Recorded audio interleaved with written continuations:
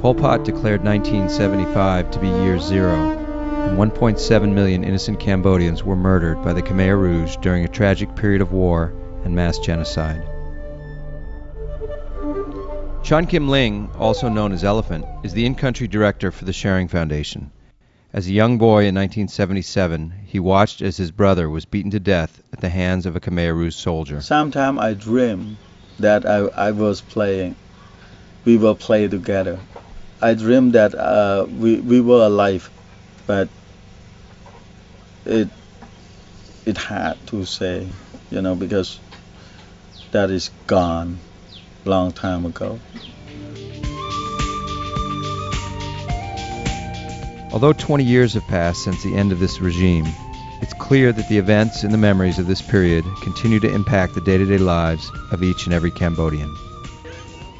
Cambodia is one of the poorest countries in the world, and this poverty has produced tens of thousands of vulnerable and at-risk children. 40,000 young children die every year from starvation and easily preventable or treatable diseases. Dr. Nancy Henry is a retired pediatrician from Concord, Massachusetts. She first came to Cambodia in 1977 and soon after established the Sharing Foundation, or TSF, a non-profit organization whose mission is to support the needs of these vulnerable children. In 2000, the foundation established a model orphanage at Rotiang Village, approximately 30 miles from the capital of Phnom Penh. From the beginning, the guiding principle has been to accept every child who shows up at the gate, often the most sick and disadvantaged. Now, 5 years later, Rotiang Orphanage is a permanent home to 65 children.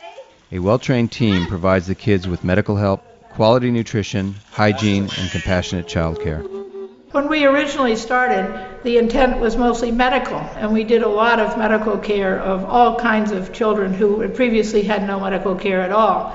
As the orphanage has grown, the intent has become less medical and more educational. In January, Nancy and Elephant oversaw the final preparations for the opening of a new preschool building at the orphanage. 30 youngsters meet in 3 sessions daily and spend 2 hours in a Montessori-based program with a wide range of learning activities for the kids.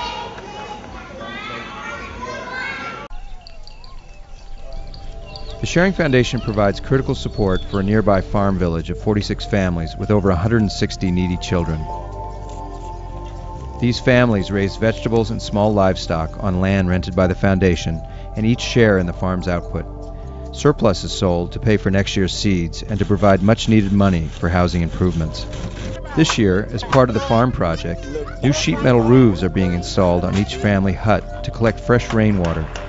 Contaminated water supplies in the past have led to high levels of amoebic dysentery and arsenic poisoning. Concrete spheres have been donated by the foundation that hold enough rainwater to supply each family's drinking and cooking needs throughout the long dry season.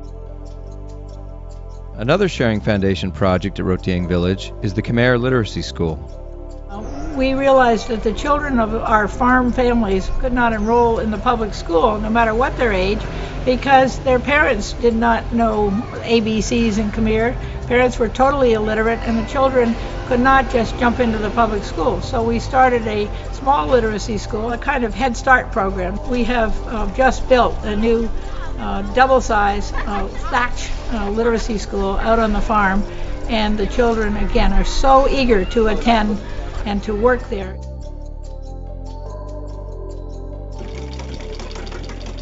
The Sharing Foundation has established a sewing school where village girls are trained over 4 months for supervisory jobs in the garment industry or to work in the local foundation-sponsored shop.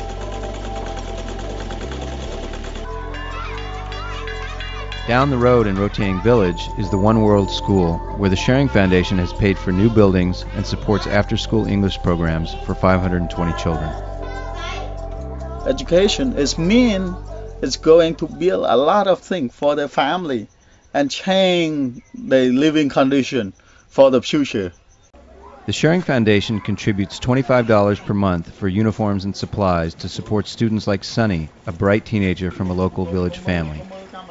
Sunny, if she didn't have the money from the Sharing Foundation, she cannot go to school. Public high schools have limited resources, and TSF provides small group classes with individual attention from private teachers. Sunny's advanced placement class is taught by head teacher Hang Serpia. Many of these students will now have an opportunity to attend one of several selected universities sponsored by the foundation. The foundation has several smaller projects in the city of Phnom Penh. At the main market, Elephant is purchasing basic monthly food supplies. We support one little boy with severe cerebral palsy and retardation at home because his mother said that she didn't want to abandon him and she would take care of him, but it meant not being able to have a job.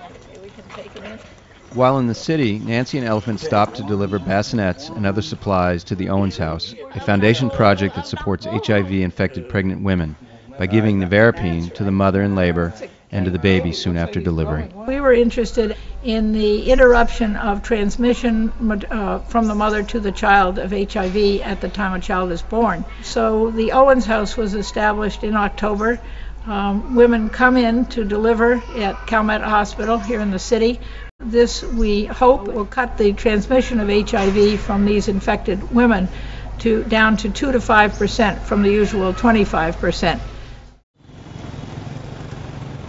In Phnom Penh, Nancy visits children at a poor state-run orphanage, 26 of whom are HIV positive and receive medicine donated by the Sharing Foundation. So one of ours, these are all our kids actually on medicine, on antiretrovirals.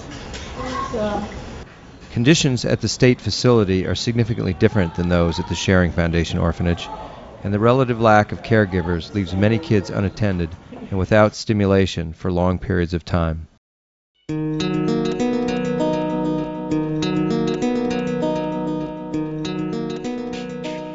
As night falls on the streets of Phnom Penh, the reminders are everywhere that Cambodia is still a country very much in need.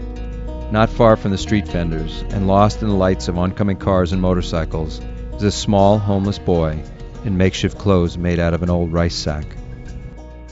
That the sniffing of glue is one way to reduce the severity of hunger pains.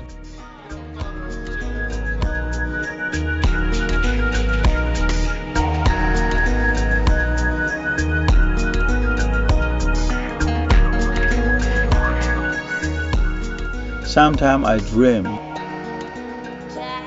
that we were alive, but that is gone long time ago. Elephant's past, like that of Cambodia, cannot be changed, but the future of its children rests in the hands of those who dare to make a difference.